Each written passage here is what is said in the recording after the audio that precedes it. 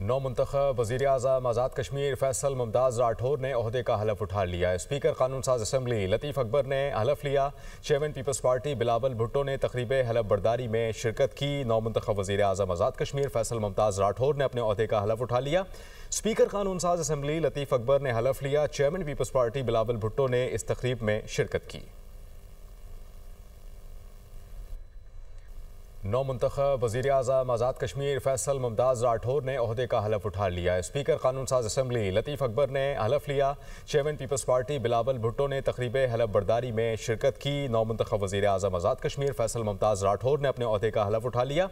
Speaker कानून साज assembly लतीफ़ अकबर ने हलफ लिया। Chairman Peoples Party Bilawal Bhutto ने इस तकरीब में शिरकत की।